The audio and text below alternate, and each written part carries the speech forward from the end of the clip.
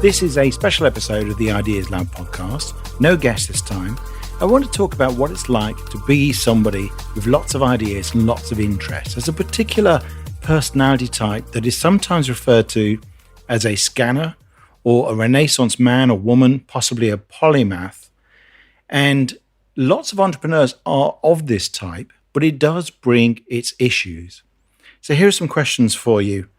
Do you have lots of varied interests that don't group together very neatly? Do you have more ideas than you can possibly execute in one lifetime?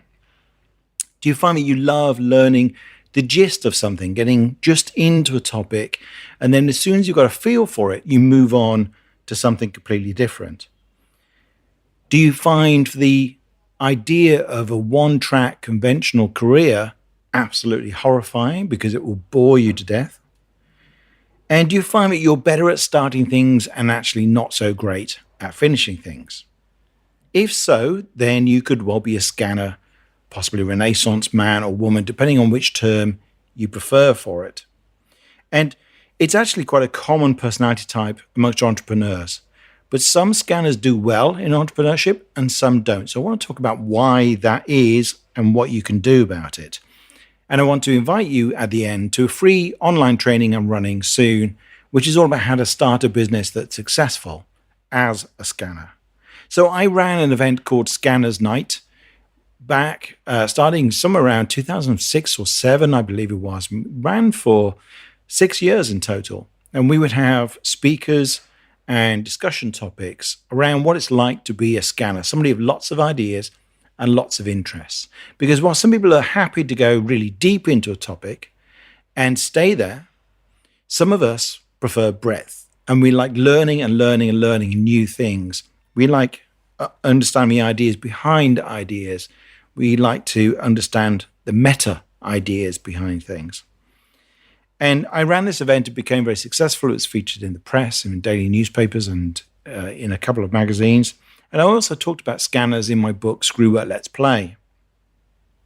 Now, what is a scanner really in psychological terms? Well, I don't know if there's any research on this, but there is some good research around the Big Five, the personality typing system, which is actually the only one that has some real research backing it up. And the Big Five personality trait system, also sometimes known as OCEAN, OCEAN, is a good model for thinking about personality in general. I'll explain what the terms actually mean. It's an acronym, OCEAN. O stands for openness, and this is the key thing for scanners. It's your openness to new ideas and new experiences. You may be high on that scale or you may be low. The next element is C for conscientiousness. That's the ability to follow through, to do what you said you were going to do, when you said you were going to do it, and keep things tidy and keep things under control. The third element is E, which is extroversion, which is how much you're drawn towards things outside of yourself and drawn towards goals as well. It's got a slightly different meaning in the Big Five to how we normally think of extroversion. The fourth element is A for agreeableness. And agreeableness is about how much you like to smooth things over, keep everybody happy if you're high on the agreeableness scale. And if you're low, you're happy to be quite controversial, to not sugarcoat things you're saying to people. And sometimes it can get to the point where it's a little bit abrasive. And then the N, the final element of the OCEAN or Big Five system, is neuroticism. And we all kind of know what a neuroticism means. If you're high on that scale, then you will often present with a very variable mood. You might have problems with anxiety or depression. So how does this help us as a scanner? I think what it tells us is that scanners, Renaissance men, women, however you want to describe it, are very high on that first element of O, which is openness. So we are very open to new ideas. We see the connections between things. We're very quick to take on new topics and new understandings. Now, the problem with that is that if it's not paired with a high level of conscientiousness, that's that second element, then what can happen is you have all these ideas, you love learning, but you don't finish things, you don't deliver on time, and that's actually makes it very difficult to be successful. So I think if you want to be a successful entrepreneur or even a successful creative person, it's probably quite helpful to have a high openness. You'll find that most artists are in that category, and yet have a decent or high conscientiousness as well. It's when people have a very high openness and a very low conscientiousness, they get into trouble. And what happens is you find some scanners who just seem to flounder.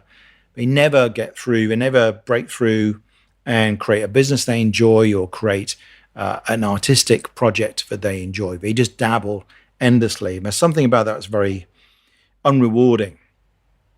The problem is if you don't finish things, if you don't ship things out to the world, I said in my books that the creative act is incomplete without an audience.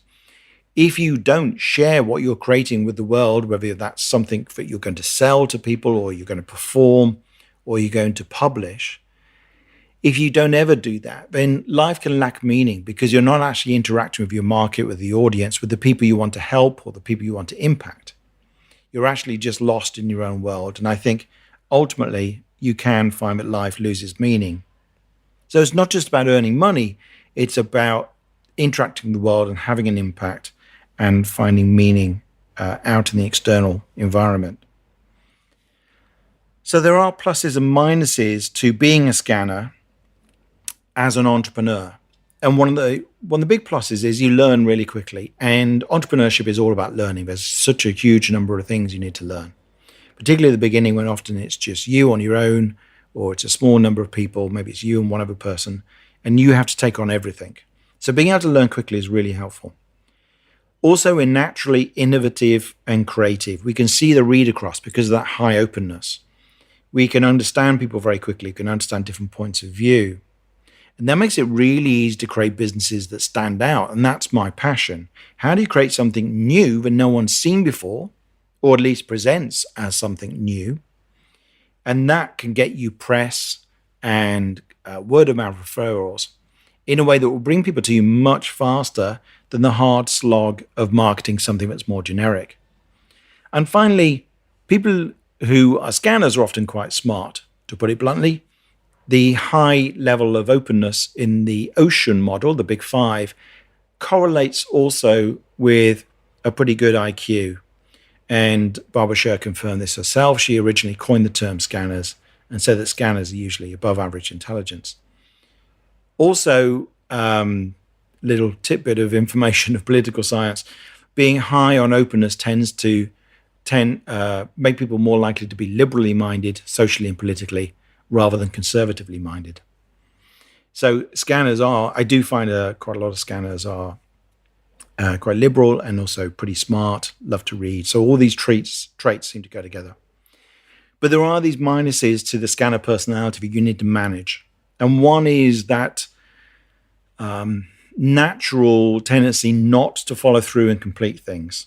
Now, that's okay. You don't have to complete everything you take on in life. Some things are hobbies and you just want to have fun and you want to learn to play piano a bit, and you don't want to become somebody who plays professionally or even records anything or even performs for anyone. It's just for your own pleasure.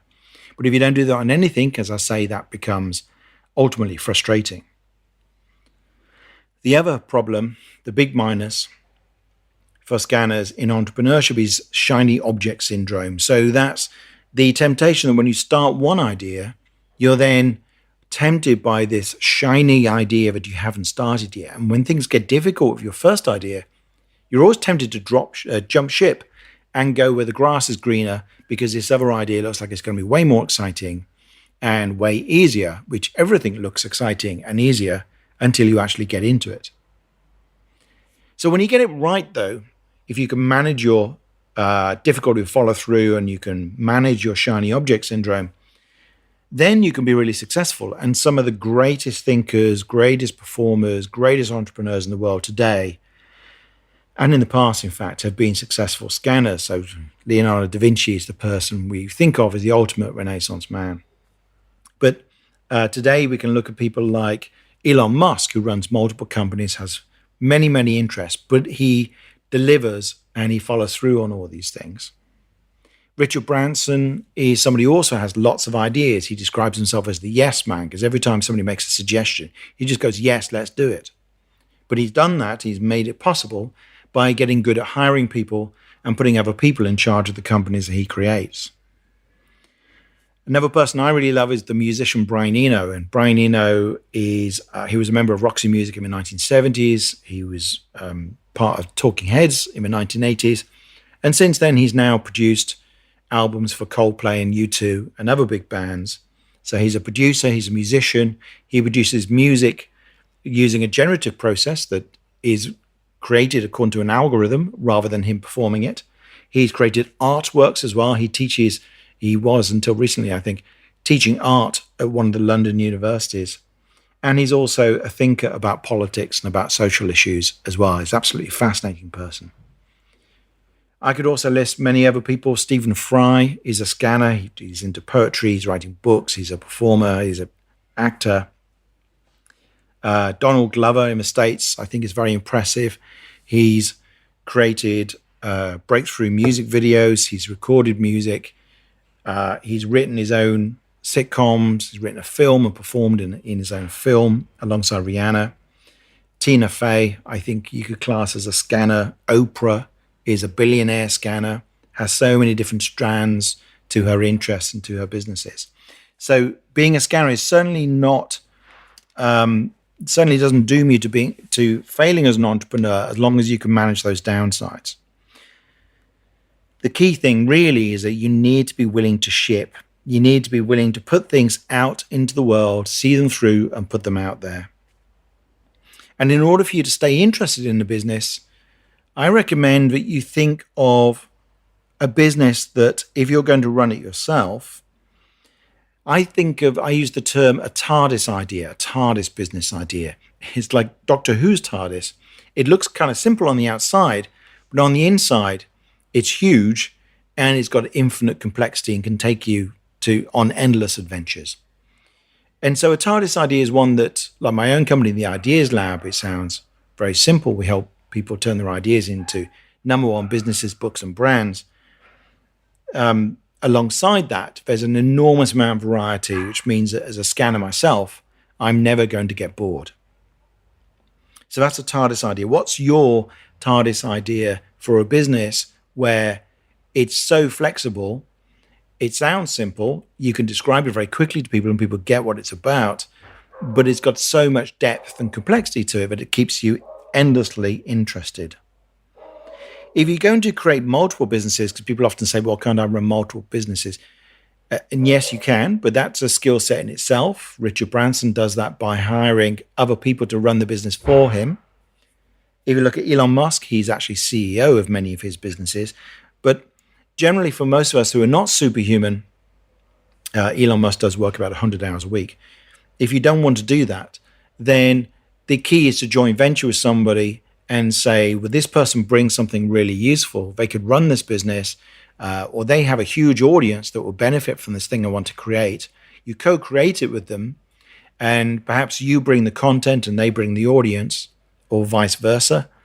Perhaps they have access to TV, radio, something like that, or a big following on email, and you can bring to them your idea, create it together, and they fill whatever it is that you're trying to sell, and they make sales so that you don't have to concern yourself with that. Now, it doesn't mean that you can sell an idea. If all you've got is an idea, you cannot sell an idea on its own. Sorry to disappoint you. Scanners always ask me this, can I not just sell my ideas? No, ideas are really worthless. You have to take an idea and at least follow it through to the point where you've got a minimum viable product and improve that people want it. So are people willing to give money even for an early basic version? If they are, then you've proved something. That's where the hard work is. And almost always you'll find that your idea has to change in order to get to the point where it becomes successful. If you are going to run multiple businesses yourself, then I strongly recommend that you do them for one particular market.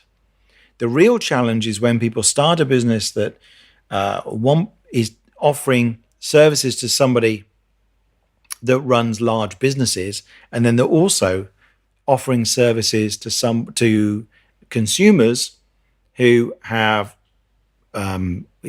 have very much money to spend. those two markets are so different, to take them as quick examples, but there's really no read across. So the hard work actually in a business often is being visible in the market and getting to the point where people notice you. And to do that in two different markets is quite simply twice as much work. So again, take your thoughts off just that you've got a good idea, and remember that you're going to have to do a lot of work to get traction in any particular market. So choose one. When you've got one market, if you work with people who are 50 and over, who are looking forward to retirement, but who have been entrepreneurs, then you can sell them financial products. You can sell them life coaching. You can sell them dating for the apps for the over 50s. There's all sorts of things that particular market needs. And if you have abilities in more than one area, you can provide those. But now you're just talking to one particular market, getting into their head and thinking of all the things that they could find useful for you. I'm going to go into a lot more detail on this in the free online training. So if you go to theideaslab.org/scanner, SCANNER,